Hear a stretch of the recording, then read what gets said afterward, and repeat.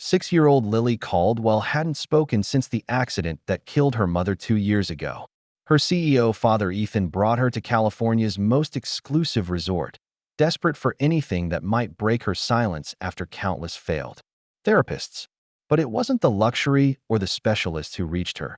It was Ava, a hotel maid who left a red paper crane on a garden bench and hummed lullabies while watering flowers. When Lily picked up that crane and actually looked at someone for the first time in 2 years, Ethan realized this minimum-wage worker understood something about his daughter's trauma that all his money and power couldn't touch. He had no idea that Ava had once pulled children from burning buildings, or that she knew exactly how to wait for voices to return from the dark places trauma sends them.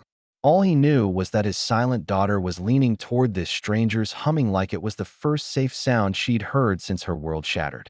Just before we get back to it, I'd love to know where you're watching from today, and if you're enjoying these stories, make sure you're subscribed. The California coastline stretched endlessly beyond the floor-to-ceiling windows of the Meridian Resort, where morning light painted everything in shades of gold and pearl. Ethan Caldwell stood at the reception desk, his tailored charcoal suit immaculate despite the 3-hour drive from San Francisco. His fingers drummed against the marble counter while the clerk processed his reservation, each tap betraying an impatience he'd never voice aloud. "Daddy, look at the fish." The words existed only in his memory. Lily hadn't spoken them, hadn't spoken anything for 2 years, 3 months, and 16 days. But Ethan heard them anyway, an echo from before, when his 6-year-old daughter would have been tugging at his sleeve, pointing excitedly at the massive aquarium that dominated the lobby's eastern wall.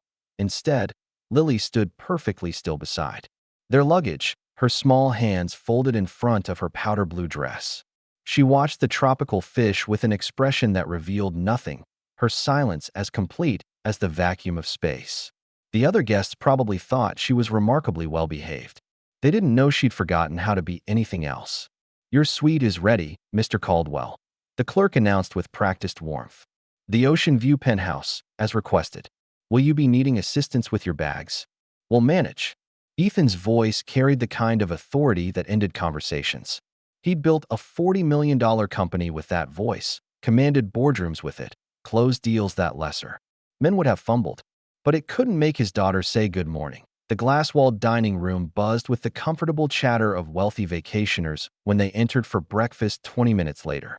Ethan had chosen a corner table deliberately, positioning them away from the worst of the noise, while still maintaining a view of the hotel's famous gardens. The space opened onto terraces that cascaded down toward the ocean, each level bursting with subtropical plants he couldn't name and didn't care to learn. "The waffles here are supposed to be excellent," he told Lily, unfolding her napkin with the same precision he applied to quarterly reports. "With fresh strawberries. You used to love strawberries." She looked through him rather than at him, her gaze fixed on something beyond the windows. A butterfly, maybe, or the way the fountain caught the light. Dr. Harrison had said to keep talking to her, that maintaining normal conversation patterns was crucial even without response. 27 months of one-sided discussions had worn Ethan's patience down to its frame. "Or pancakes," he continued, his tone professionally pleasant. "They have chocolate chip pancakes. Real chocolate, not that synthetic stuff." Nothing, not even a shift in her breathing, a woman moved through his peripheral vision, her movements deliberate but unobtrusive. The hotel uniform marked her as staff, the cleaning supplies on her cart confirming her position. She was young, maybe late 20s, with skin the color of burnished mahogany and eyes that seemed to take in everything while revealing nothing.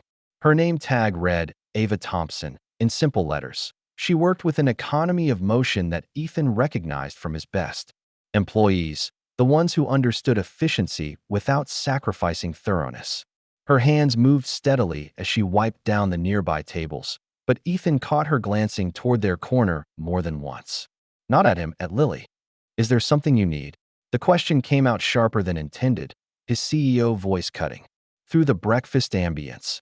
Ava straightened slowly, meeting his gaze without flinching. "No, sir. Just ensuring your area is comfortable." "It's fine." But she didn't immediately move away. Instead, she bent to retrieve something from the floor, a paper napkin that had fallen from their table. As she rose, she passed close enough To Lily that Ethan tensed, ready to intervene. The girl didn't like strangers in her space, hadn't since the accident, yet Lily didn't pull away. She watched Ava with the same distant attention she gave to the fish in the lobby, as if the woman was simply another part of the scenery, interesting but unthreatening. The gardens are particularly beautiful this morning, Ava said softly, addressing the comment to the space between them rather than to anyone specific. The morning glories just opened. Then she was gone, pushing her cart toward the kitchen with that same measured pace. Ethan found himself oddly unsettled by the interaction, though he couldn't articulate why. Perhaps it was the way she'd looked at Lily, not with pity or curiosity, but with something that resembled understanding. His phone vibrated against the table. Marcus, his CFO, with updates about the Steinberg merger. Ethan answered on the second ring, his voice dropping into its business register. "Talk to me. We have a problem," Marcus said without preamble. "Steinberg's getting cold feet about the valuation. He wants another 15% equity, or he walks. He's bluffing. Maybe. But his lawyers are already drafting withdrawal paperwork." Ethan's jaw tightened. The merger would triple their market share, position them for an IPO within 18 months. He'd spent 6 months courting Steinberg, carefully maneuvering pieces into place. "Set up a call for this afternoon. Full team. You're supposed to be on vacation. I'm supposed to be running a company." He ended the call with more force than necessary, the sound sharp enough to draw looks from nearby tables. Lily hadn't moved, hadn't even blinked at the sudden noise. 2 years ago, she would have scolded him for being rude, her little voice serious as she reminded him about inside voices and using nice words. The memory sat like glass in his chest. They left the dining room 40 minutes later, their plates largely untouched. Ethan had managed to coax 3 bites of waffle into Lily through patient persistence, though she'd chewed mechanically, tasting nothing. The doctor said not to force it, that her appetite would return when she felt safe enough. Ethan wondered how much safer she could feel than in a 5-star resort where rooms cost more per night than most people made in a week. The hallway leading to their suite curved past a wall of windows overlooking the gardens. Lily slowed as they passed, her steps dragging until she stopped entirely. Below them, the gardens spread out in carefully orchestrated chaos. Winding stone paths between beds of birds of paradise, jasmine climbing wooden trellises, a series of connected ponds where koi swam in lazy circles. "Would you like to go down there?" Ethan asked, checking his watch. The conference call was in 3 hours. They could spare 20 minutes. Lily didn't answer, of course, but something in her posture shifted. A leaning toward the glass, perhaps, or a softness in her shoulders. Ethan took it as agreement. The garden was even more elaborate up close. The landscaping created natural rooms within the space, each with its own character. A Mediterranean section featured olive trees and lavender. A Japanese-inspired corner held carefully pruned bonsai, and a small sand garden. The paths between them were wide enough for wheelchairs but intimate enough to feel private. Lily gravitated toward the koi ponds, where wooden bridges arced over the water at picturesque intervals. She stood at the railing of one, looking down at the fish with that same impenetrable expression. Orange and white bodies moved beneath the surface, occasionally breaking through to gulp air before diving again. "The large one is probably 20 years old," Ethan said, filling the silence with facts because facts were easier than feelings. "Koi can live for decades if they're properly cared for. Some even reach 100. A shadow fell across the water. Ava stood on the path behind them, a watering can in one hand and pruning shears in the other. She'd changed from her dining room uniform into gardening clothes, though they were equally neat. "I'm sorry," she said, though she didn't sound particularly apologetic. "I didn't mean to interrupt. I'm covering for James while he's at a doctor's appointment. It's a public space," Ethan replied curtly. She nodded and moved past them toward a bed of roses that clearly needed attention. But as she worked, she hummed, a low, wordless melody that seemed to rise from her chest rather than her throat. It wasn't performative, wasn't meant for them. She hummed the way some people breathed, naturally and without thought. Lily's head turned slightly, tracking the sound. "She doesn't talk," Ethan said abruptly, the words escaping before he could stop them. "My daughter. She doesn't talk, so don't expect her to answer if you speak to her." Ava paused in her pruning, considering this information with the same careful attention she gave to selecting which stems to cut. Most people say too much anyway, she replied finally. Sometimes silence is its own language. She's not choosing to be silent. She can't speak. There's a difference. I didn't say she was choosing it. Ava's voice remained steady, uninflected. I said silence has meaning, whether we choose it or it chooses us.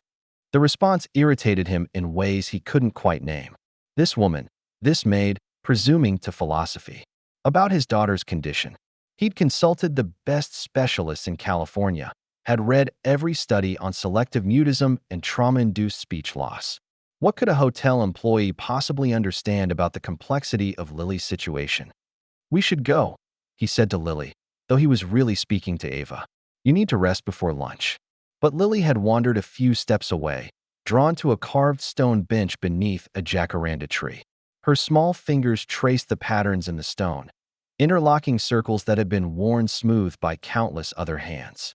She looked peaceful there, more relaxed than he'd seen her in months. 5 more minutes, he conceded, pulling out his phone to review Marcus's latest emails. Ava continued her work in silence now. The humming stopped. But every so often, Ethan caught her watching Lily from the corner of her eye. Not staring, not intrusive, just aware. The way a gardener might watch a seedling, checking for signs of growth or distress. When they finally returned to the suite, Lily went straight to her room without prompting. Ethan heard the soft click of her door closing, the careful way she turned the handle so it wouldn't make noise.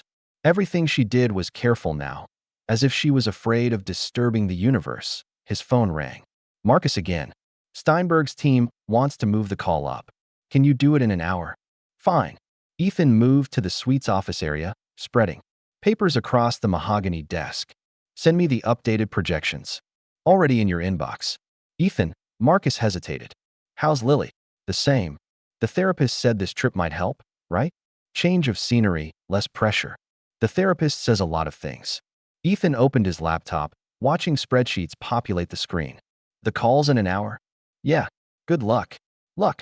As if luck had anything to do with it. Ethan had built his success on preparation, analysis, and the ability to see 3 moves ahead of his competition. Luck was for people who didn't do their homework. But as he reviewed the merger documents, his mind kept drifting to the garden, to the way Lily had traced those circles in the stone, to Ava's comment about silence being its own language. He shook off the distraction. The merger was what mattered now. Everything else could wait. That evening, after a conference call that had stretched to 2 hours and accomplished nothing except to confirm Steinberg's intransigence, Ethan found himself standing on the suite's balcony. The garden spread below him, lit by discreet spotlights that turned the plants into a living painting. He could see the bench where Lily had sat, the pond where the koi swam, the paths that wound between them like neural pathways in a vast green brain. A figure moved through the garden. Ava, he realized, making some kind of evening rounds. She stopped at the bench, placing something small on its surface before continuing on her way. The action was deliberate but unexplained, like everything else about her. The next morning arrived wrapped in coastal fog, the kind that turned the world soft at its edges. Ethan woke to find Lily already dressed, standing by the suite's windows with her sketchbook clutched against her chest. She'd been drawing more lately. Dr. Harrison said it was a good sign, a way of processing when words wouldn't come. Would you like to go to the garden before breakfast? He asked, recognizing the direction of her gaze. She moved toward the door in answer, her pale yellow sundress catching the filtered light. Ethan grabbed his phone and coffee, resigning himself to another morning of one-sided conversation and silent observation. The garden was different in the early hours, quieter and more private. Dew still clung to the spider webs strung between rose bushes, and the only sounds were birdsong and the gentle splash of the fountain. Lily went straight to the koi pond, settling on the wooden platform that extended slightly over the water. She opened her sketchbook and began drawing with the focused intensity that had replaced her chatter. Ethan positioned himself on a nearby bench, close enough to watch but far enough to give her space. He opened his emails, finding 17 new messages since midnight. The Singapore office had concerns about the quarterly projections. The legal team needed approval on the new contract language. Marcus wanted to schedule another call about Steinberg. They like the color red. The voice was soft, directed at Lily rather than him. Ava stood a few feet away with a watering can, tending to the lilies that bordered the pond. She wasn't looking at either of them, just speaking to the air. The koi, she continued, her tone conversational but unpressing. They can see colors we can't even imagine, but red is special to them. It means food, usually. Safety. Good things. Coming. Lily's hand stilled on her sketchbook. She looked at the fish, then at Ava, then back at the fish. Several of them had gathered near the surface where a red maple leaf floated. Don't waste your time, Ethan said sharply. I told you, she doesn't. I'm not wasting anything, Ava replied mildly. I'm watering plants and sharing information. If she wants to listen, she will. If not, the flowers still get what they need. The response should have annoyed him more than it did. But something about her tone, matter of fact rather than defensive, deflated his irritation. She moved on to the next bed, leaving them with their respective silences.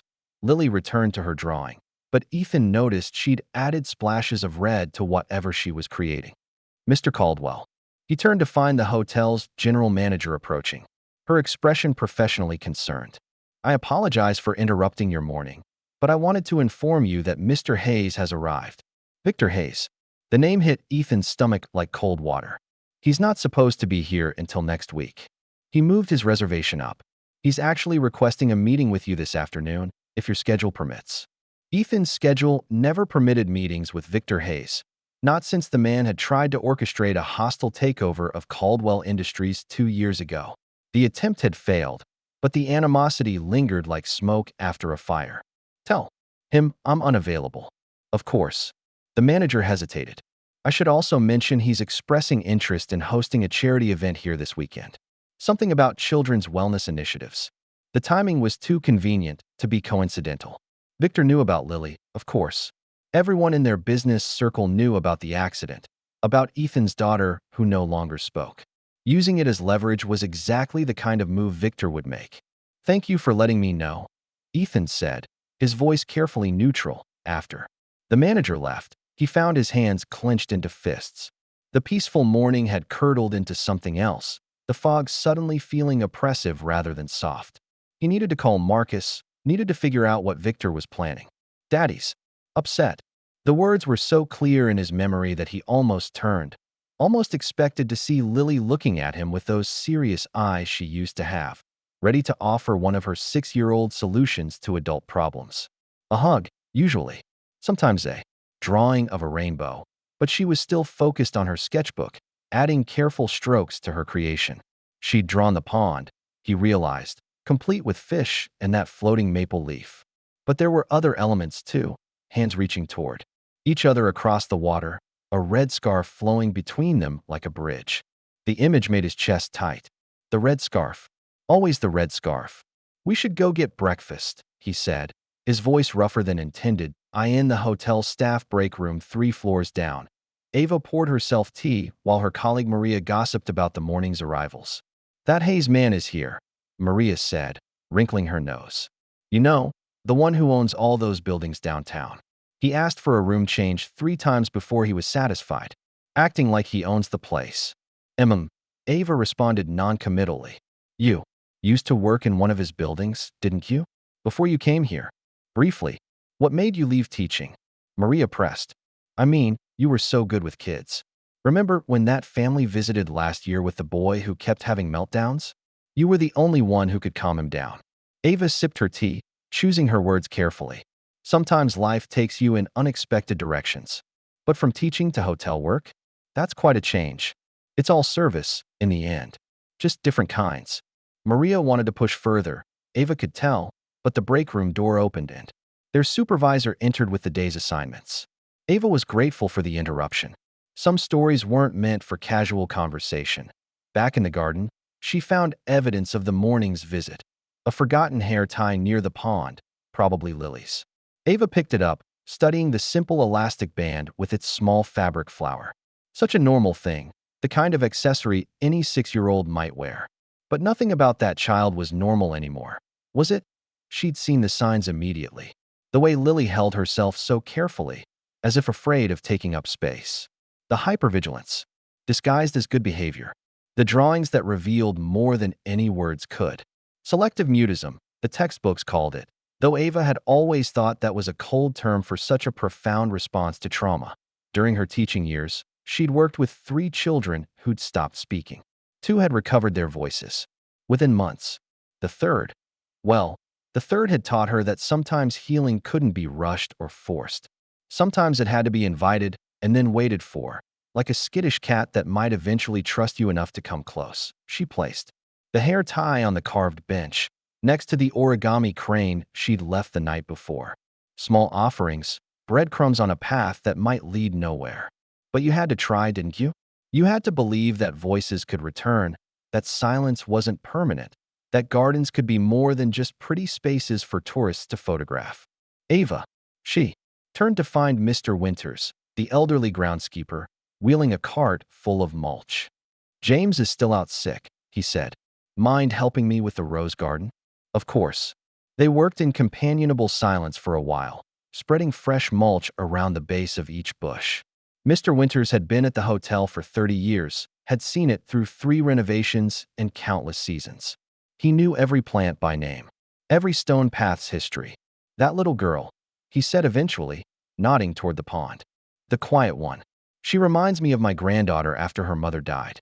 Took her 2 years to speak again." "Did she speak again?" "Oh yes.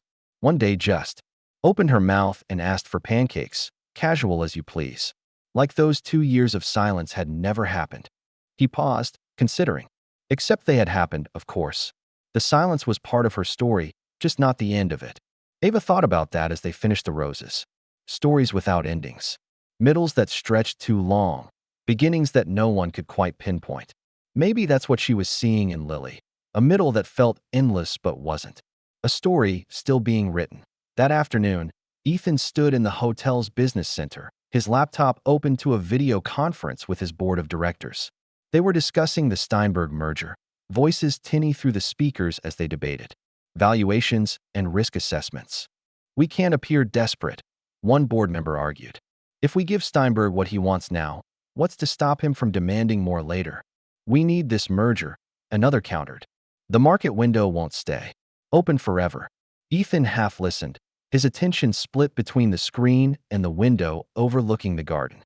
Lily was down there again, had been for an hour now.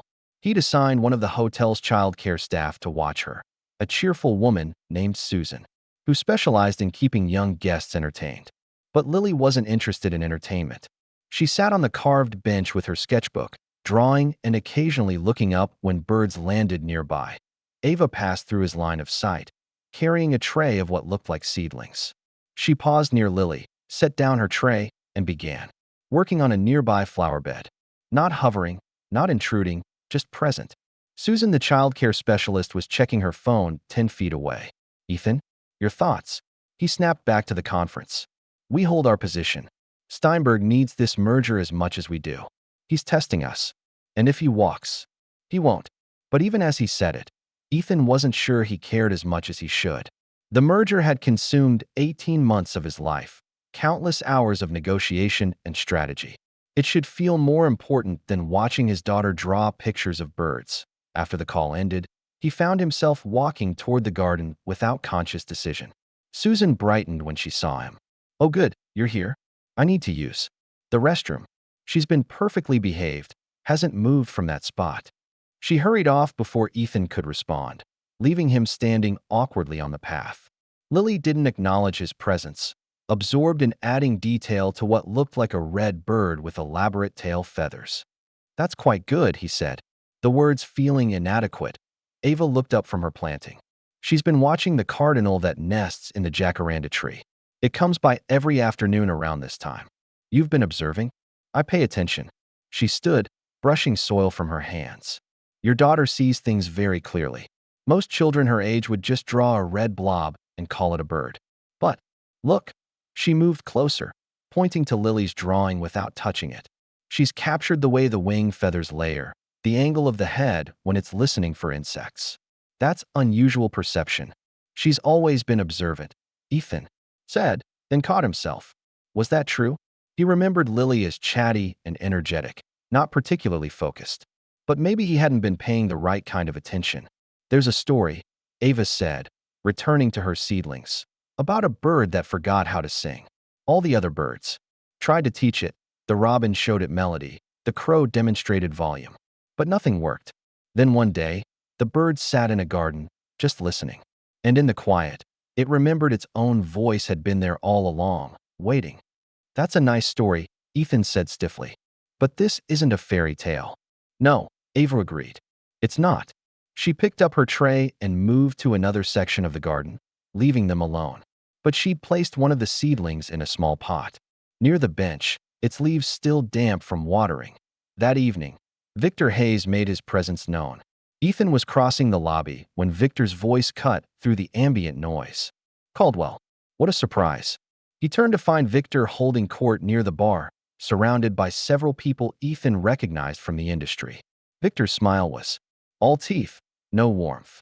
Hayes, I heard you were here. Much-needed vacation, I assume? The Steinberg situation must be stressful. Several heads turned at the mention of Steinberg. Of course Victor would know about the merger troubles. He probably had informants in half the companies in Silicon Valley. I'm sure you have your own deals to worry about. Ethan replied evenly. Oh, I keep busy. In fact, I'm organizing a little charity event here this weekend. Children's wellness initiatives. You should come. Bring your daughter. The words were calculated to cut. Victor knew about Lily's condition, was weaponizing it already. We'll see. Ethan said, moving toward the elevator. It's important to give back, Victor called after him, especially those of us with personal stakes in children's health. Ethan didn't respond, but his jaw was clenched so tight it ached by the time the elevator doors closed. Back in the suite, he found Lily asleep on the couch, her sketchbook open beside her. She'd drawn more pictures of the red bird, each from a different angle. But on the last page was something different. The origami crane Ava had left on the bench, rendered in careful detail. Ethan picked up the actual crane from where Lily had left it on the coffee table. It was made from bright red paper, creased with precision. Such a simple thing. But Lily had carried it up from the garden like treasure. His phone buzzed. Marcus, with updates about Steinberg and questions about strategy. Ethan set the phone aside without reading the message. Tomorrow, he decided. Tomorrow he'd deal with Steinberg and Victor and all the rest of it. Tonight, he sat beside his sleeping daughter and studied her drawings, trying to see what she saw, trying to understand the story she was telling without words that I in the garden. Below, Ava finished her evening rounds. She paused at the carved bench, noting the empty pot where she'd left the seedling. Good. The girl had taken it, just as she'd taken the crane. Small acceptances, tiny surrenders of isolation. Progress was measured in such small increments with children like Lily. A whispered word here, a moment of eye contact there. You couldn't rush it, couldn't force it. You could only create the conditions. For growth and then wait, patient as a gardener, for something to bloom. Tomorrow, she'd leave something else. Maybe a smooth stone from the beach, or a feather from the cardinal Lily had been drawing. Little bridges between silence and sound, between isolation and connection, because every voice, even the lost ones, wanted to be found. You just had to know how to listen for them. The morning routine had become something unexpected, predictable. For 3 days now, Lily had risen with the sun, dressed herself in whatever soft cotton dress hung nearest in the closet, and stood by the window. Until Ethan acknowledged what she wanted. The garden. Always the garden.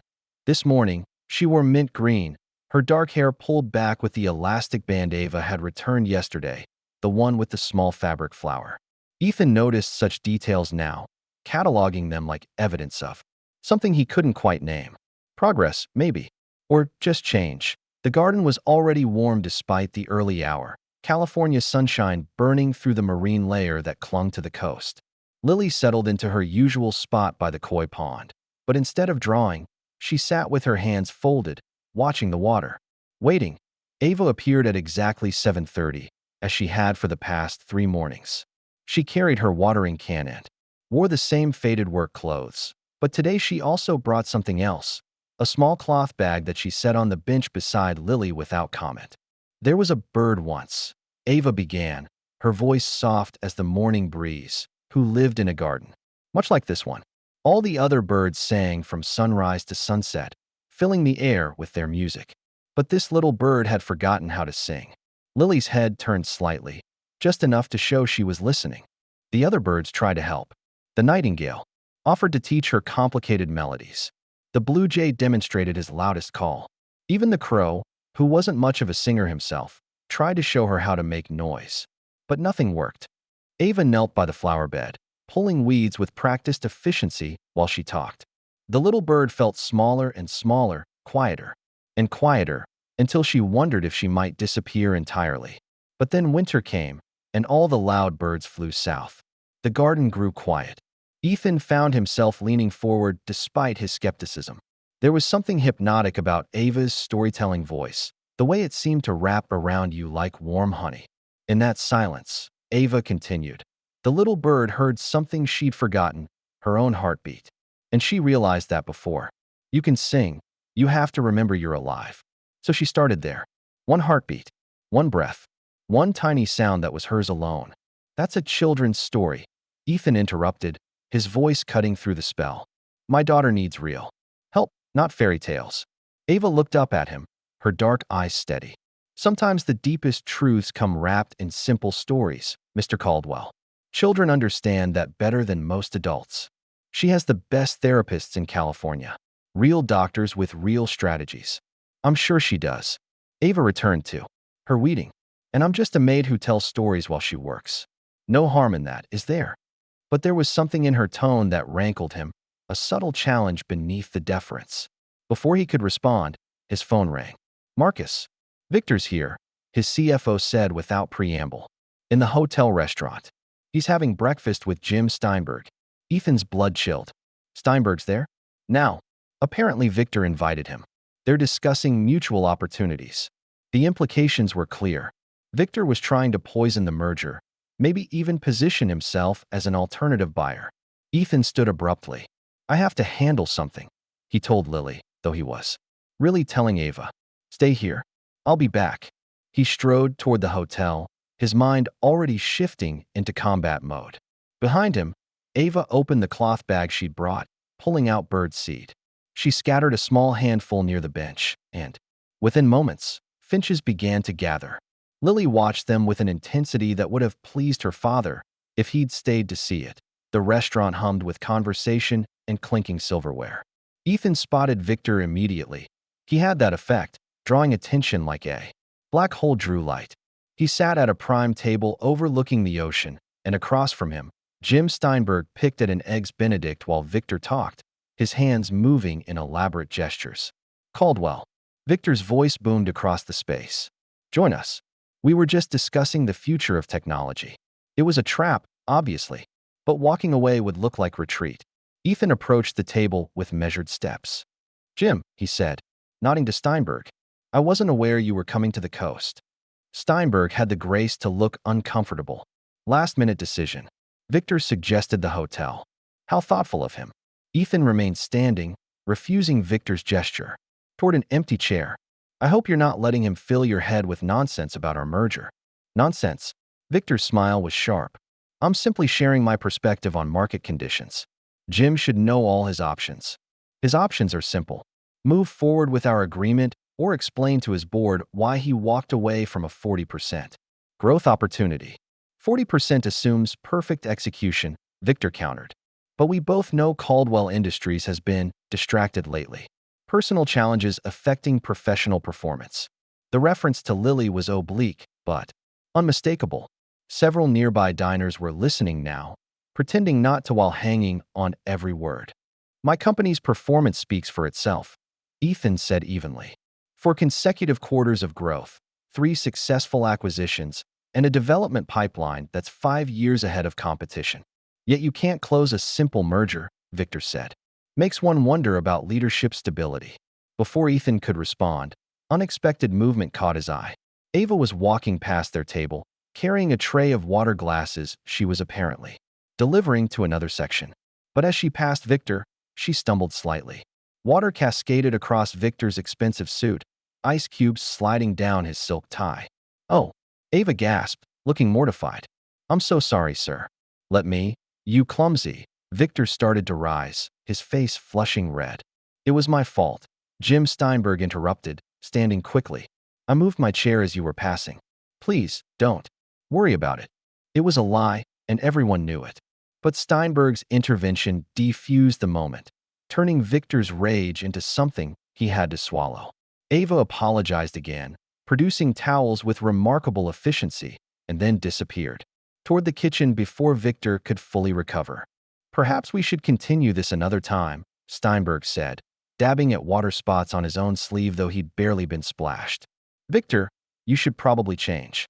Victor's jaw worked like he was chewing glass, but he managed a tight smile. Of course. We'll talk later, Jim. Both of you should come to my charity event this weekend. It's for children's wellness, something I know Ethan has personal interest in. He left with as much dignity as wet clothing allowed. Steinberg watched him go, then turned to Ethan. He's toxic, Steinberg said simply. Whatever issues we have with our deal, I won't let that man anywhere near my company. Then let's solve our issues. Tonight, private dinner, just us. No lawyers, no teams. Just two CEOs finding common ground. Steinberg considered, then nodded. 8 o'clock. After he left, Ethan stood for a moment, processing what had just happened. The water incident hadn't been an accident. He was certain of that. Ava had moved with too much precision, had stumbled at exactly the right angle to maximum effect. But why would she intervene? He found her in the hallway outside the kitchen, returning the serving tray to a cart. That wasn't clumsy, he said. She looked at him with those unreadable eyes. Everyone's clumsy sometimes. You knew what you were doing. I knew I was delivering water. Sometimes things spill. She started to walk away, then paused. Your daughter's still in the garden. She's safe. The birds came today. It wasn't an answer, but somehow it was. When Ethan returned to the garden, he found Lily surrounded by finches. They hopped around her feet, pecking at seeds, completely unafraid. She sat perfectly still, as if movement might break the spell. One brave bird had actually perched on the bench beside her, its tiny black eyes studying her with curiosity. She's been like that for 20 minutes, Mr. Winters said, appearing beside Ethan with his wheelbarrow. Remarkable thing. Most children would have scared them off by now, trying to touch or grab. But she understands stillness. She doesn't have much choice, Ethan said, the words more bitter than intended. Maybe. Or maybe she's choosing to speak the language they understand. The old gardener smiled. Birds don't care much for human words anyway. They respond to patience, gentleness, presence. Your girl has all three. As if to prove his point, a cardinal landed on the bench's arm, inches from Lily's hand. She didn't reach for it, didn't even turn her head. But Ethan saw her eyes track its movement, saw the tiny smile that flickered across her face. The first he'd seen in months. His phone buzzed. Another crisis at the office, another fire to put out. But for once, Ethan let it ring through to voicemail. He sat on a nearby bench, far enough to avoid disturbing the birds, and watched his daughter be still in a way he'd never learned how. That evening, Ethan's dinner with Steinberg went better than expected. Without Victor's poisonous presence, they found the middle ground that had eluded them for weeks. The merger would proceed, with minor adjustments that satisfied both parties. It should have felt like victory, but as Ethan walked back through the hotel lobby at nearly midnight, all he could think about was the smile on Lily's face when the cardinal had sung for her. Mr. Caldwell? Ava stood near the elevator, a bucket and mop beside her. The night shift, apparently. It's late for cleaning, he observed. A guest had an accident. Red wine on white carpet. She wrung the mop with practiced efficiency. Stain said if you don't act quickly. Is that a metaphor? It's carpet care. But most practical truths work as metaphors if you think about them long enough. He should have walked on, taken the elevator to his suite. Instead, he found himself saying, "You were a teacher. Before this." Her hands stilled on the mop handle. "Who told you that?" Mr. Winters mentioned it. Said you helped children with selective mutism. I worked with children who had stopped speaking, yes, for various reasons. And you left teaching to become a hotel maid. Life is rarely a straight line, Mr. Caldwell. She resumed mopping, her movements steady and rhythmic. Sometimes we end up where we're needed, not where we planned. My daughter. He stopped, unsure what he was asking. Your daughter is processing something enormous, Ava said quietly. Her silence isn't defiance or damage. It's protection. When we experience trauma, sometimes our minds shut doors to keep us safe. The trick isn't forcing those doors open. It's making the space outside them so safe that she chooses to come out. The therapists say similar things. But it's been 2 years. And it might be 2 more. Or 2 days. Healing doesn't follow corporate timelines. The comment stung because it was accurate. Ethan had approached Lily's recovery like a business. Problem: hire the best people, implement the best strategies, measure progress in quantifiable metrics. But children weren't companies. Trauma wasn't a merger to be negotiated. "Can I ask you something?" Ava said, surprising him. "Does she ever see you just exist? Not working, not trying to fix her, not managing outcomes. Just being." Ethan opened his mouth to say yes, then closed it. When did Lily see him without a phone in his hand or a laptop open? When did they just sit together without him trying to coax words from her? "I have a company to run," he said, defensive.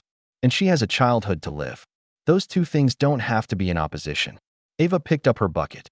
"Tomorrow morning, there's going to be a monarch butterfly migration through the garden. Hundreds of them, stopping to rest on their way south. Lily would love it." "How do you know about?" "I pay attention to patterns. Butterflies, children, healing. They all have patterns if you watch long enough." She moved toward the service elevator. 7:30. They never stay long. The next morning, Ethan left his phone in the suite. It took actual physical effort, like leaving a limb behind. But he walked to the garden with Lily, empty-handed except for her small hand in his. The butterflies were already arriving when they reached the garden, orange and black wings filling the air like stained glass windows come alive. They settled on every surface, flowers, benches, even the ground. The garden transformed into something from a dream. Lily stood in the middle of it all, her arms slightly outstretched, wonder written across her face. A butterfly landed on her shoulder, then another on her hand. She was absolutely still, but it was a different stillness than her usual careful quiet. This was the stillness of awe. "My God," Ethan breathed. "They come through every year," Ava said, appearing beside him with her watering can. "Same route, same timing. Genetic memory passed down through generations. They remember the way home even if they've never been there before." A butterfly landed on Ethan's sleeve. He started to brush it off, then stopped. Let it rest there, orange wings slowly opening and closing. "Daddy." The word was so quiet he almost missed it. But Lily was looking at him, her eyes bright with tears or joy or both, and she'd spoken. Just one word, barely a whisper, but it was everything. Ethan dropped to his knees, not caring about his expensive suit or the damp ground. He didn't reach for her, didn't make it bigger than it was. He just nodded, his own throat too tight for words. "I know," he managed finally. "I see them too." Lily turned back to the butterflies, but she stepped closer to him, her shoulder touching his. They stayed like that, surrounded by wings and morning light, until the butterflies began to leave as suddenly as they'd come. Later, Ava would disappear before he could thank her. Later, Victor would make another play for the merger. Later, there would be phone calls and crises and all the noise of his regular life. But for that moment, in the garden with his daughter's voice still echoing in his ears, Ethan understood. Something about stillness, about patience, about the space required for healing. That afternoon, Victor's assistant delivered an invitation to his charity event, gold embossed cardstock that felt like a summons. The theme was Voices for Tomorrow, supporting children's communication health. The irony was sharp enough to cut. "He's baiting you," Marcus said over the phone. "You don't have to go." But Ethan looked at Lily, who was carefully adding monarchs to her latest drawing, and made a decision. "We'll go," he said. "Both of us." "Ethan, that's—" "My daughter spoke today, Marcus." One word, but she spoke. If Victor wants to make that into ammunition, let him try. That evening, Ethan found Ava, setting up chairs in the hotel's conference room, preparing for Victor's event. She looked up when he entered. "I wanted to thank you," he said, "for this morning. For everything. I didn't do anything. The butterflies came on their own. You know that's not what I mean." She continued arranging chairs, but he caught the small smile. "Your daughter is stronger than you think. And so are you. Victor's going to try something tomorrow night. At his event. Probably. It doesn't worry you." Ava straightened, looking at him directly. "Men like Victor Hayes think volume equals power. But the smallest sounds can shatter glass if they hit the right frequency." She picked up another chair. "Your daughter said daddy today? That's a frequency that changes everything." She was right. That single word had shifted something fundamental. In Ethan's chest, loosened a knot he'd carried for 2 years. Tomorrow, Victor would do his worst. But tonight, Lily had drawn butterflies and whispered to herself while she worked, almost like she was practicing, the sound of a voice returning, tentative as butterfly wings, but just as capable of traveling impossible distances to find its way home. The garden lanterns cast pools of amber light across the paths, turning the evening into something that felt suspended between day and dream. Lily stood near the koi pond, the red origami crane clutched in her small hand, her lips moving silently, as if practicing shapes that might become sounds. Ava knelt beside her, not touching, just present. She hummed that same low melody she'd carried since the first day, the one that seemed to rise from somewhere deeper than her throat. It was a lullaby, Ethan realized, though he couldn't place its origin. Something old, something that felt like memory itself. Lily's mouth moved with the melody, shaping the wordless notes. Her free hand traced circles in the air, following the rhythm. Then, so soft it might have been the wind through the jacaranda leaves, she breathed a single word. Ava. Ethan's world stopped. His daughter's voice, unused for 2 years, 3 months, and 21 days, had found its way back to the surface. Not calling for him, not Daddy, like this morning with the butterflies, but Ava. The name hung in the air like a soap bubble, fragile and perfect. His instinct was immediate and corporate. Document this. His hand went to his phone, muscle memory of a man who recorded everything, who believed in evidence and metrics and measurable progress. We should record this for Dr. Harrison, he whispered, already opening the camera app. She needs to see. Ava's hand covered his screen, not forcefully, just a gentle pressure that somehow carried more weight than force ever could. Let's make this moment hers, she said quietly. Not a file, not a case study, just hers. Ethan froze, phone halfway raised. He saw himself suddenly as Lily must see him, always documenting, always managing, turning even her breakthrough into data points for analysis. His hand dropped. The phone disappeared into his pocket. You're right, he said, the word strange, in his mouth. When was the last time he'd said that to anyone? Ava turned back to Lily, who was watching them with those careful eyes that saw everything. That was beautiful, Ava told her, speaking directly to the child, not about her. Your voice sounds exactly like I imagined it would. Like wind chimes. Lily's hand tightened on the origami crane, but her shoulders relaxed a fraction. She'd been heard. Not recorded, not analyzed, just heard. The selective mutism, Ethan said quietly, needing to understand. It's trauma-based, not defiance. The doctor said that, but I didn't really. When something terrible happens, Ava explained, her voice clinical but warm. Sometimes our minds protect us by closing doors. Your daughter's voice got locked behind one of those doors. Not because she's broken, but because her mind was keeping her safe the only way it knew how. And the bird story? The humming. Metaphors give us safe ways to approach unsafe things. The humming engages a different part of the nervous system than speech. It's like finding a side door when the main entrance is barricaded. She was still kneeling by Lily, but her words were for Ethan. Teaching him, he realized, the way she must have taught dozens of parents before, when she was whoever she'd been before she was a hotel maid. What do we do now? He asked, surprised. By his own use of we. Less, Ava said simply. We do less. No pushing, no recording, no making it bigger than it is. She said my name.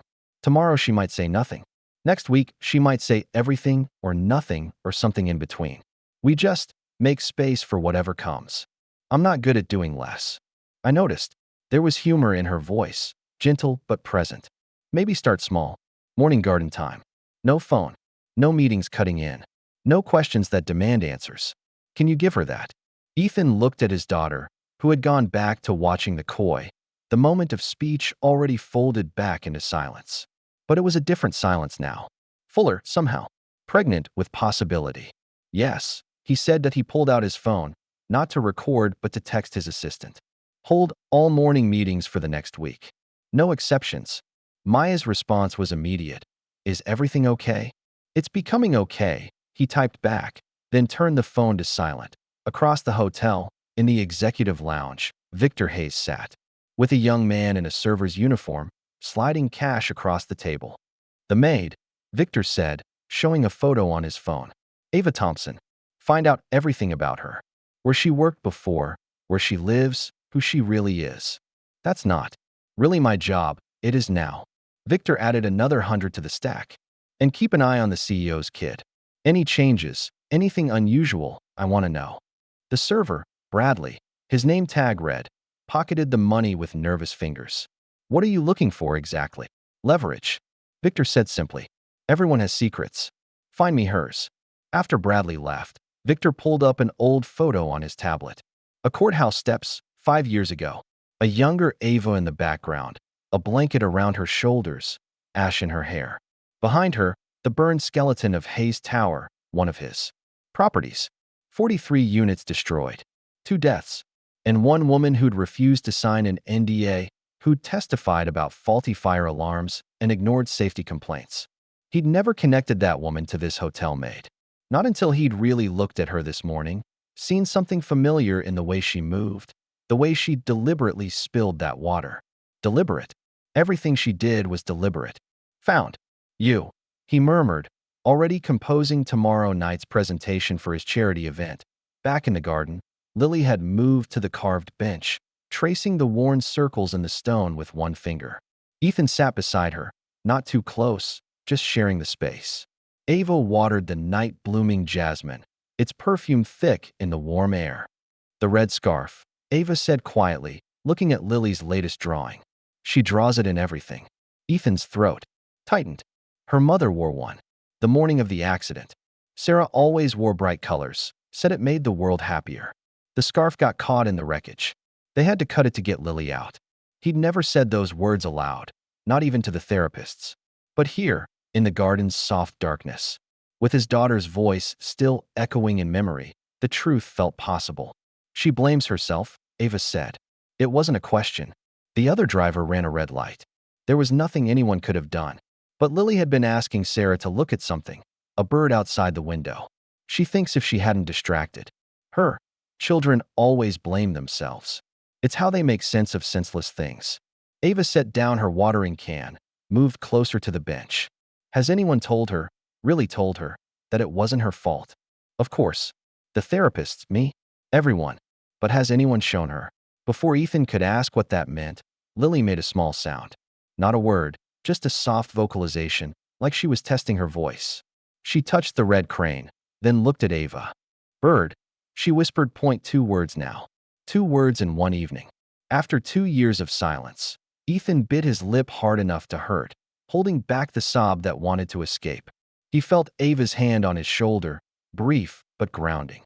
"Bird," Ava agreed simply. A red bird that remembered how to fly. That night, after Lily was asleep, Ethan stood on the suite's balcony, looking down at the garden. The lanterns were off now, the paths mysterious in moonlight. Somewhere down there, Ava was probably still working, preparing for tomorrow's event, arranging chairs and tables for Victor's performative charity. His phone rang. "Marcus, how's everything?" Lily spoke tonight. 2 words. Silence on the other. And then, "Ethan, that's incredible." "It is." He watched clouds drift across the moon. "Marcus, I need you to handle the Chicago meeting next week. In person. You're extending your stay?" "Indefinitely." "The board won't like that." "The board can adjust. I've been running at 100 miles an hour for years. Maybe it's time to try a different speed." After ending the call, Ethan walked to Lily's room.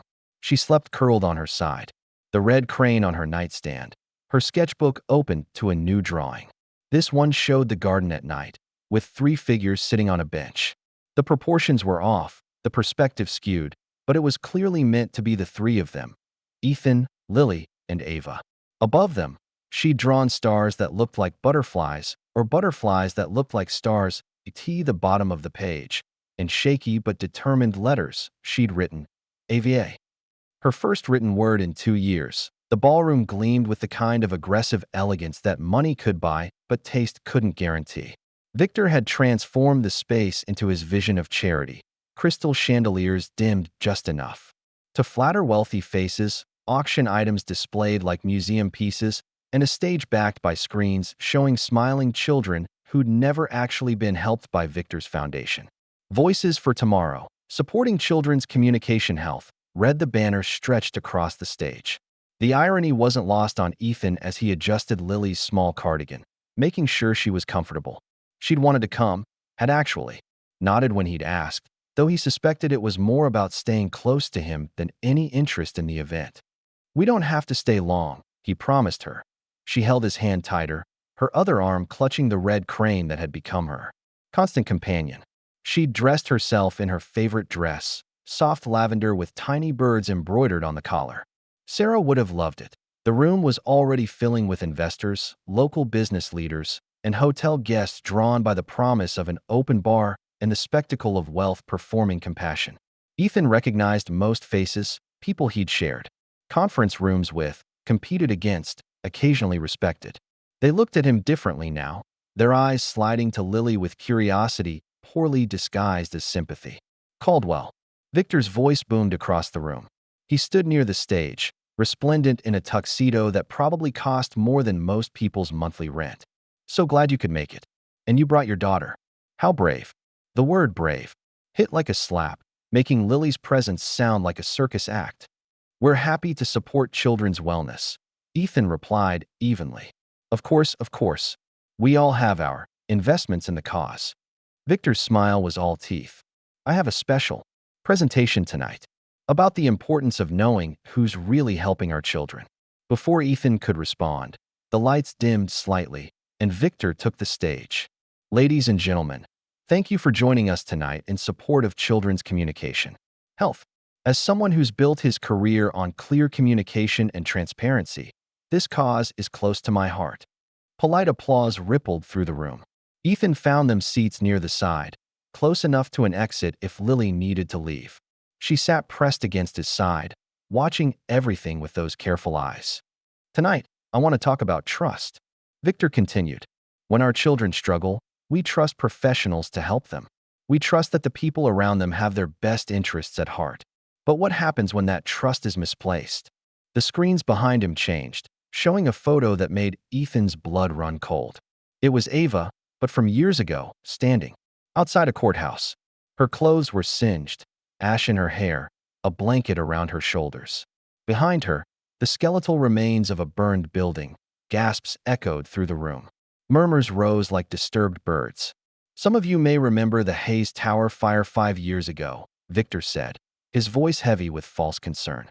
43 units destroyed, 2 deaths, and questions about a woman who claimed to be a hero but refused to cooperate with authorities. That was a lie. Ethan knew it instantly, could see it in the way Victor's eyes glittered with malicious satisfaction. From the side of the room, a calm voice cut through the murmurs. "May I?"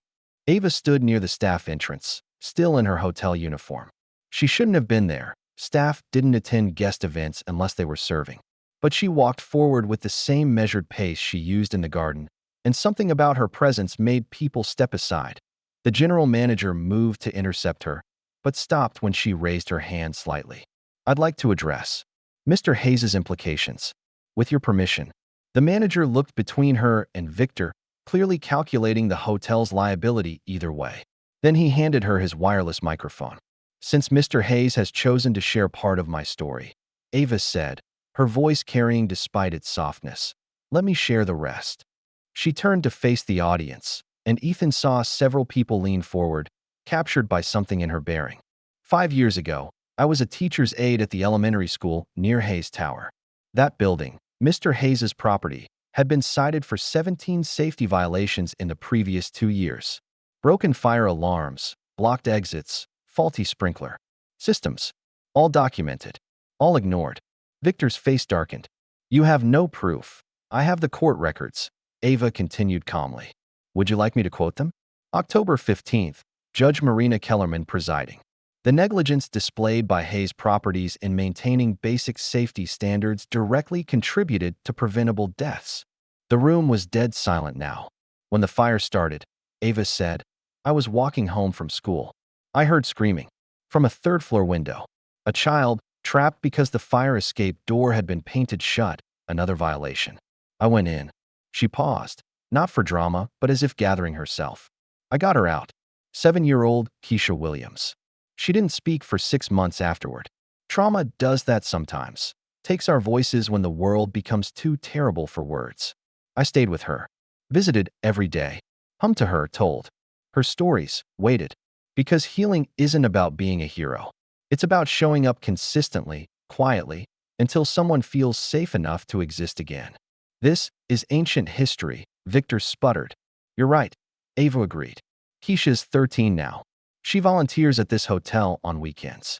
She's planning to become a teacher. She looked directly at Victor. The building you let burn? She lived there with her grandmother, who didn't make it out. So yes, Mr. Hayes, I refuse to sign your NDA. I refuse to take your money to stay quiet. And I testified about every violation I knew of. If that makes me untrustworthy, I can live with that judgment. From the back of the room, a teenage girl stood up. Ethan recognized her. She'd been helping at breakfast service all week. That's me, the girl said, her voice shaking but determined. Keisha Williams. Ms. Ava saved my life. And then she saved it again by staying when everyone else left. The silence that followed was deafening. Then, from beside Ethan, a small, clear voice said, "Stop." Every head turned. Lily stood on her chair, the red crane clutched in her hand, looking directly at Victor. Her face was pale but determined. "Stop," she said again, louder this time. "Being mean. Stop." The word rang out like a bell, like a bullet, like a broken spell. Lily, who hadn't spoken in public for 2 years, had found her voice to defend someone else. Victor's mouth opened and closed like a landed fish. Someone in the audience started clapping, slow, deliberate applause that spread through the room like fire through dry grass. Not for Victor's presentation, but for a 6-year-old girl who'd remembered how to speak truth. "I think," the general manager said, stepping forward, "we need to review tonight's event structure." He gestured to security, who moved toward Victor with professional discretion. Behind them, Maya, Ethan's assistant who'd apparently arrived at some point, held up her tablet. "I have security footage," she announced, "of Mr. Hayes bribing hotel staff for private information about guests. Bradley Summers has already provided a statement. That's a violation of hotel policy and privacy laws." Victor's face went from red to white. "This is ridiculous. I'm trying to run a charity event. Your charity's registration was revoked 2 years ago for misuse of funds," someone called from the audience. Ethan recognized Jennifer Walsh, a federal prosecutor who happened to vacation here regularly. "I checked after your announcement. You've been collecting donations for a non-existent organization." The room erupted. Investors pulled out phones. Voices rose in anger and disbelief. Victor tried to speak, to salvage something, but his words were drowned in the chaos he'd created.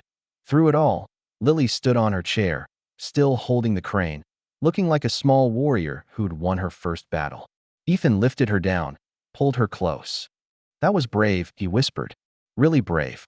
"Ava needed help," Lily whispered back, like the bird in her story. Across the room, Ava stood with Keisha, their hands clasped. The teenager was crying, but smiling too.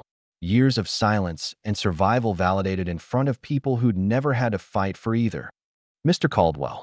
Jim Steinberg appeared at Ethan's elbow, his expression thoughtful. "That's your daughter?" "Yes. She's remarkable. Like someone else." "I see." He glanced at Ava. "When we finalize our merger, I want ethics clauses. Real ones, with teeth. And I want that woman consulting on our community engagement programs, if she's willing." "She's a hotel maid," Ethan said, testing. "She's a teacher who saved a child from a burning building and stood up to a billionaire in front of his own event. I don't care if she cleans toilets for a living. Integrity like that is rare." Victor was being escorted out now, his protests fading as security guided him through the service exit. The party was dissolving, people leaving in clusters, gossip already spreading like wildfire through their social networks. But in their small corner, something else was happening. Lily had walked over to Ava and Keisha, still clutching her crane. She held it out to the teenager. "For you," she said, her voice small but steady. "Red birds remember how to fly." Keisha knelt down, accepting the gift with the gravity it deserved. "Thank you. You know what? I have something for you too." She pulled out her phone, opened a voice memo app, and played a recording. It was her own voice from years ago, the first words she'd spoken after the fire. Just one word, repeated, "Ava, Ava." Ava. She was my first word too, Keisha told Lily. The person who makes us feel safe enough to speak. That's special. Lily nodded solemnly, then did something that stopped Ethan's heart. She hugged Keisha, then Ava, then ran back to him and pressed her face against his jacket. Can we go to the garden? She whispered. I want to tell the birds what happened. Yes, Ethan said, his voice thick. We can do that. As they left, he heard someone saying Victor was being investigated for fraud, that his company's board was calling an emergency meeting, that the scandal would be everywhere by morning. But none of that mattered as much as his daughter's hand in his, warm and trusting, and her voice humming, actually humming, Ava's lullaby as they walked toward the garden where birds waited to hear stories of girls who remembered how to speak. Behind them, Ava stood with Keisha, watching them go. Tomorrow there would be decisions to make, conversations to have, futures to navigate. But tonight, in a ballroom where truth had shattered performance, three voices that had been lost were finally, fully found. The morning after Victor's spectacular implosion dawned crisp and clear, as if the weather itself had decided on a fresh start. The hotel buzzed with the particular energy that follows scandal. Staff moving with purpose, guests lingering over breakfast to dissect the previous night's drama, and management holding hushed meetings behind closed doors that in the general manager's office. Patricia Hartwell sat across from her senior staff, hands folded on the mahogany desk. Victor Hayes is permanently banned from all properties in our chain. The server who accepted his bribes has been terminated. And we need to discuss Ms. Thompson.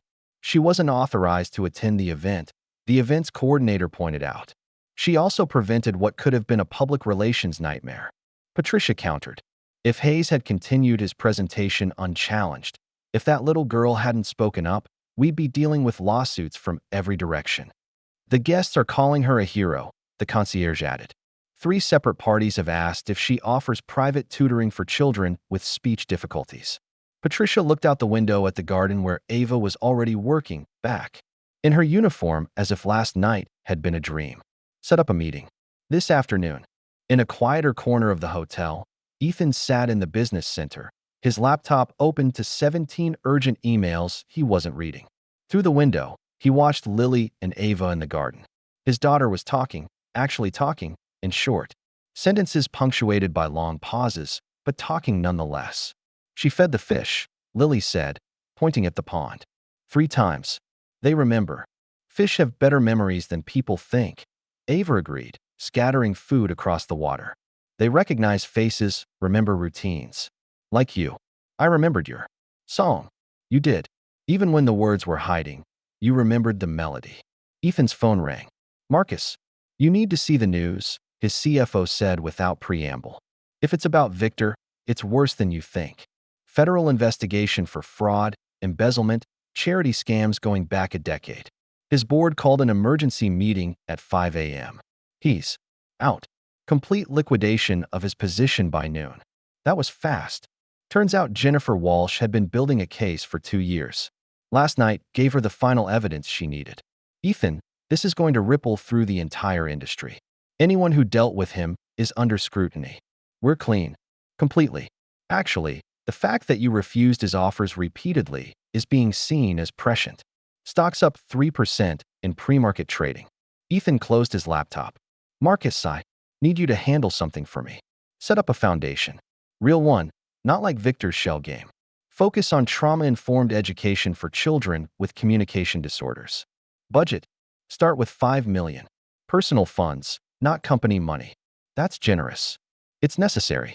He watched Lily hand Ava a drawing, something with yellow wings. And Marcus? See if Ava Thompson would be willing to consult on it. Whatever. Her hotel salary is triple it. After ending the call, Ethan walked to the garden.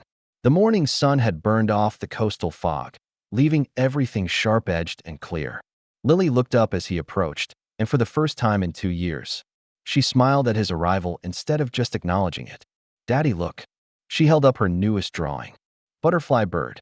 It was fantastical, impossible, a creature with butterfly wings and a bird's body. But it was also joyful in a way her drawings hadn't been since before the accident. The red scarf was still there, but now it was incorporated into the wings, part of the transformation rather than a symbol of loss. It's beautiful, he said, meaning it. Ms. Ava says impossible things are just possible things we haven't seen yet. She's probably right. Ava stood, brushing soil from her knees. I should get back to work. The roses need deadheading. Wait. Ethan pulled out his phone, showed her an email from Steinberg. He's serious about the consulting position. The merger includes a community engagement component, and he wants you leading it. I'm a hotel maid. You're a teacher who became a hotel maid because Victor Hayes destroyed your career for telling the truth. That ends now. She looked at him steadily. I like my work here. It's honest. Simple. No one gets hurt if I miss a spot vacuuming. But you could help more children. Like you helped Keisha. Like you're helping Lily.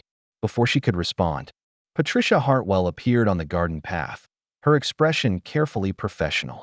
Miss Thompson, could we speak privately? Ava nodded, set down her tools. As she walked away, Lily tugged on Ethan's sleeve. Is Ava in trouble? No, sweetheart. I think she's about to get options. What are options? Choices about what comes next. Lily considered this. I want her to stay. I know. Will you tell her? I think. Ethan said carefully, she already knows. In Patricia's office, Ava sat with the same straight-backed poise she brought to everything. Patricia studied her across the desk, seeing her properly for perhaps the first time. 5 years of perfect attendance, Patricia read from a file. No complaints. Guest compliment cards specifically mentioning you. Yet you never applied for advancement. I wasn't looking to advance. What were you looking for? Quiet. Time to think. Space to figure out who I was after everything burned down, literally and figuratively. Patricia set aside the file. The hotel has received 3 inquiries this morning about developing a children's program. Specifically, a program for guests with children who have special needs, including communication disorders. The board is interested. That's wonderful. I want you to run it. Ava's hands stilled in her lap. I'm not qualified. You were a teacher. You have experience with selective mutism and trauma response. You saved a child from a burning building and then helped her find her voice again. Last night, you stood up to a billionaire and told the truth when lying would have been easier. I'd say you're overqualified. My teaching certification lapsed. We'll pay for renewal and continuing education and anything else you need. Patricia leaned forward. Ava, what you've done for the Caldwell child in less than a week, that's a gift. We want to make it available to other families. It's not just me. It's the garden, the environment, the time and space to then design the program around that. Use the garden. Create the environment. We have the resources. You have the knowledge. A knock interrupted them. Patricia's assistant entered, looking flustered. There's a teenager here, Keisha Williams. She says she needs to speak with Miss Thompson. Urgently. Ava stood immediately. In the lobby, she found Keisha holding a tablet, tears streaming down her face. What's wrong? Nothing's wrong, Keisha managed. Look. She turned the tablet around. It was a news article with the headline, Hotel Maid Who Saved Child from Hayes Tower Fire Honored by Survivors Foundation. Below was a photo from last night. Ava is standing in the ballroom, speaking truth to power. They want to give you an award, Keisha said. The Survivors Group. For refusing to be silenced. For keeping Victor from hurting more people. Ms. Ava, you're trending on social media. Everyone's calling you the woman who speaks for children. Who can't speak. Ava sat down hard on a lobby chair. I just told the truth. Yeah, Keisha said, sitting beside her. That's the point. By afternoon, Ethan found himself in an unexpected meeting.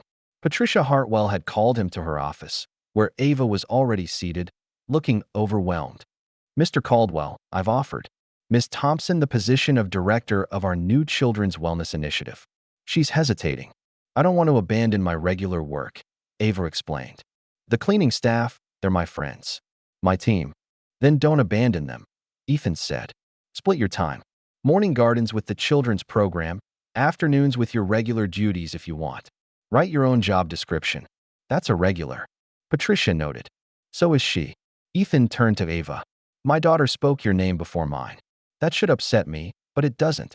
You know why? Because you saw her when I was only seeing her silence. You heard her when I was only hearing what was missing. You're her father. That's different. You're right. It is different. I was so focused on fixing her that I forgot to just be with her. You taught us both something about stillness. About patience.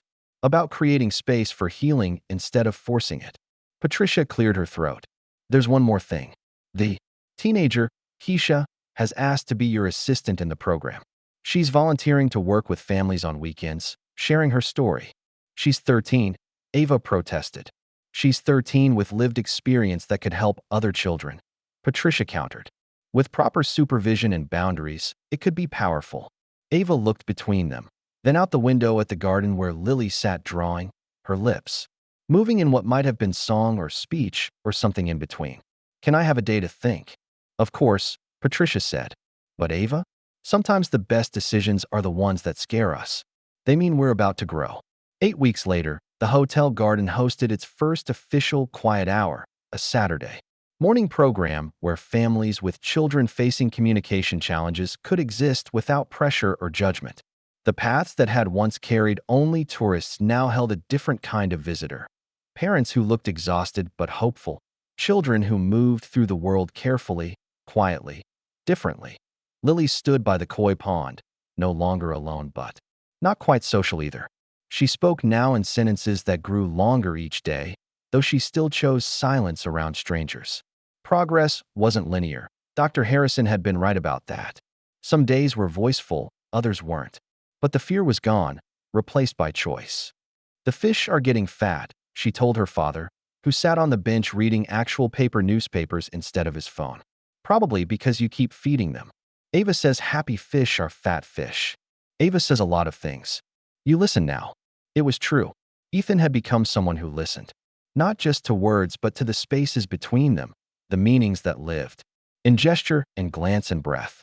His company hadn't collapsed without his constant presence. If anything, it had thrived under Maya's expanded responsibilities and the new leadership team he'd finally trusted to lead. Mr. Caldwell? He looked up to find a woman with a young boy, maybe 4, who pressed against her leg like he was trying to disappear. I'm Rebecca Turner. This is James. He hasn't spoken since his father died. Our therapist recommended your program. Before Ethan could explain, he wasn't running anything. Lily stepped forward. Not too close, respecting the boy's space, but present. I didn't talk either, she said simply. For a long time. But the garden helps. Want to see the fish? The boy peered at her from behind his mother's leg, considering. Then, in the smallest movement, he nodded. Lily led them to the pond, talking in her careful way about the koi, their colors, their names she'd given them. The boy didn't speak, but he watched, and when Lily offered him fish food, he took it. Your daughter's remarkable, Rebecca said to Ethan. She's learning that helping others helps herself, he replied, watching Lily demonstrate how to scatter the food so all the fish got some. We both are. Across the garden, Ava led a different group. 3 families with children at various stages of selective mutism. She didn't lecture or push. Instead, she created activities that invited but didn't demand participation. Humming circles where voices could join or just listen. Art stations where feelings could be drawn instead of spoken. Story corners where metaphors made hard things softer. Keisha worked beside her, her teenage energy balanced with hard-earned wisdom. She knew when to share her own story and when to just be present, a living example that voices could return, that fire didn't have to be the end of everything. Ms. Ava, one parent said, how long until my son speaks again? I don't know, Ava replied honestly. But I know he will, in his own way, in his own time. Our job is to make sure he knows we're here when he's ready. The program had structure now. Official funding from Ethan's foundation, partnership with local hospitals, a waiting list that grew daily. But it maintained the organic quality that had healed Lily, that sense of garden time where growth happened at its own pace. Patricia Hartwell watched from her office window, seeing what the metrics couldn't fully capture. The hotel's reputation had transformed. They were no longer just a luxury destination, but a place where healing happened. Bookings were up 40%, with families specifically requesting rooms during quiet hour weekends. A knock at her door interrupted her observation. Her assistant entered with an envelope. This just arrived by courier. Marked urgent.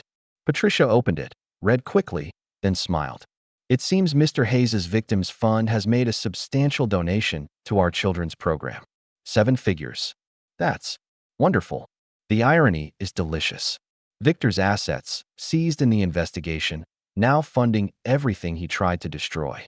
In the garden, The morning session was winding down. Parents exchanged contact information.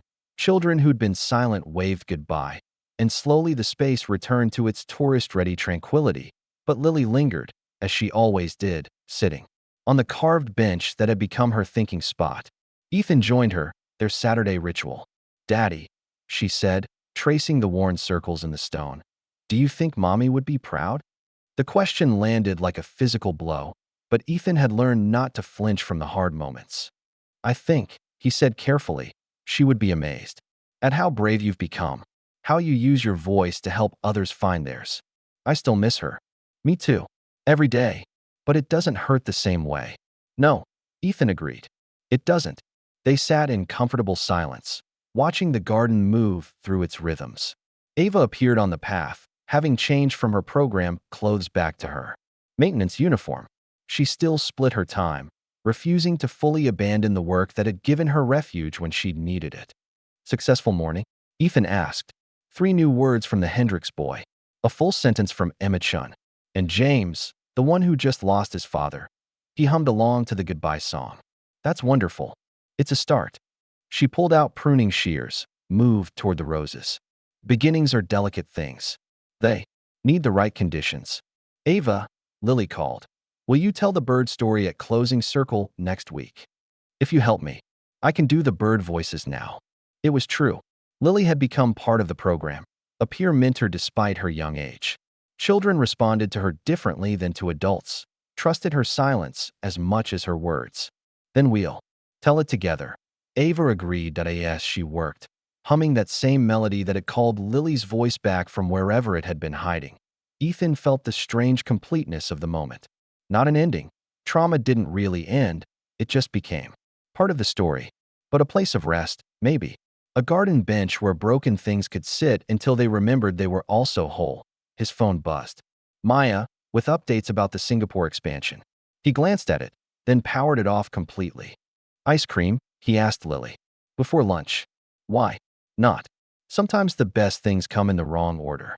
They walked toward the hotel, Lily's hand in his, her voice humming Ava's melody with her own variations. Behind them, the garden held its secrets and stories. Carved benches worn smooth by countless hands, koi that remembered faces, paths that led not to destinations but to discoveries. The bird had remembered how to sing. Not the same song as before, but a new one, born from silence and struggle and the strange grace that comes from breaking and being rebuilt. In the garden where metaphors became real and real things became metaphorical, 3 people had found each other in the searching, had created family from fragments, had spoken truth into silence until silence itself became a kind of speech. The red scarf still appeared in Lily's drawings, but now it was integrated into wings, into sunrise colors, into the bright threads that connected her figures on the page. Not forgotten, never forgotten, but transformed into something that could carry her forward instead of holding her back. "Daddy," she said as they entered the hotel, "I want to be a teacher like Ava when I grow up, but also maybe an artist. Or someone who talks to fish." "You can be all of those things." "Really? Really? The world needs people who understand different languages, words, pictures, silence, fish bubbles. You speak all of them." She smiled, the expression still rare enough to be remarkable. "Ava says I'm multilingual." "Ava's usually right. You didn't used to think that." "I didn't used to think a lot of things." They ordered ice cream in the hotel restaurant, strawberry for her, chocolate for him, and ate it while watching the ocean through the windows. Somewhere, Victor Hayes was facing federal charges. Somewhere, Steinberg was implementing the ethics protocols their merger had pioneered. Somewhere, other children sat in silence, waiting for their own gardens, their own Avas, their own moments of breaking through. But here, now, a father and daughter shared ice cream on a Saturday morning, talking and not talking in equal measure. Both languages finally making sense. The bird had found its voice. The garden kept growing. And sometimes, in the quiet moments between words, you could hear something that sounded like healing, tentative and fragile as butterfly wings, but strong enough to carry the weight of hope in the distance. Ava's humming drifted through the air, that ancient lullaby that had called voices back from the darkness. Lily hummed along, harmonizing in her own way, adding her voice to the song that never really ended, just pause sometimes, waiting for the next singer to remember the words. What would you sacrifice to help someone find their voice again? Your pride, your control, or just your assumptions about who's worthy of teaching you life's most important lessons? If this story touched your heart, please like and subscribe for more powerful stories that remind us that healing often comes from the most unexpected places.